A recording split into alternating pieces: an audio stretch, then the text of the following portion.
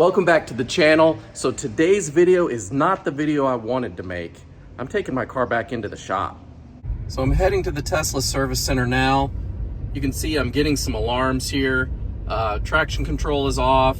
Regen braking is off. As you see here, like I'll give it some energy and then I'll take my foot off. Normally it would regen there, but it's not. Let's give it some more energy, take it off. It's not turning green there, which it normally would. So there is no regen braking. Lane departure reduced. There's all sorts of things going on here. The main thing though was for a brief moment, I lost power steering. So that's the main thing I'm getting checked out, because that was a major pain driving it without the power steering.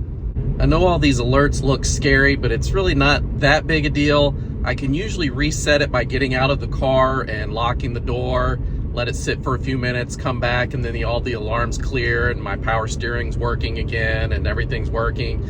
And usually what happens is I'll hit something like a small pothole, just something mild, a bump, speed bump, whatever, something to jostle it, and all the alarms kick on again. So it's intermittent, and maybe just be something loose. I don't know. I'm gonna have the shop look it over, and they can give me their professional opinion. All right, it's the next day. I got my car back last night, and let's go ahead and talk about what ended up being the real problem and what I had to pay to get this fixed. So when I first scheduled the appointment, they ran an over-the-air diagnostic that just pulled the alarms from the car, and they saw multiple alarms for the EPAS. That's the electronic power assist steering. That's the problem I was having. My power steering was going in and out. It was very intermittent, which was odd to me, because usually if power steering goes out completely, then something is usually wrong with the power steering itself.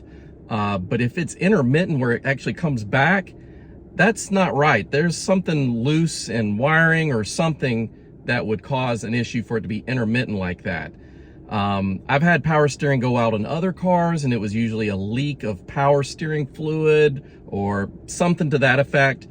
So I didn't know what to expect. They went ahead and ordered a whole brand new steering rack, just in case once I brought the car in, they would have all the parts needed in case it was a bad unit. If I had to replace the power steering whole unit, the whole rack, I think they call it power steering gear, it was with parts and labor, it was going to be about $2,800. So I was hoping it was not going to cost me $2,800. That's a lot of money for anyone. So I brought the car in, and they had someone actually physically take it apart and look at it. They ran some more tests with, plugging the cable into the car and running some more deep dive type of diagnostics.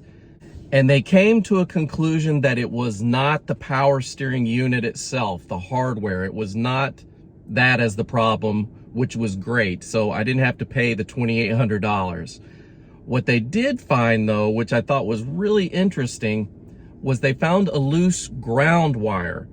And it was on a bolt that was grounding a couple things, but it was mostly grounding the EPAS, which is the power assist steering. The fix is that they removed the ground bolt. They found some corrosion underneath, and they scraped around there and got all the corrosion off, cleaned up the bolt, put it back up. Then they did a firmware update, and I think it's specific to the power steering. So they did a firmware update on the car, and after that, all the alarms were clear. Now, funny enough, I did see that there were some recalls for this exact same thing on Model S and Model X, but this was not for a Model 3 or Model Y. So I could not get it fixed under any kind of recall or warranty or anything like that. By the way, my car is out of warranty. So the total cost to get the car fixed was basically they charged me an hour of labor. And so it was $235 out the door, and the problem's gone. Everything's working great now, and I've got peace of mind. So I've been blessed to have owned multiple different cars throughout my life. I'm an older dude. I've had a lot of cars throughout my years, and I've had a lot of different issues with cars, multiple brands.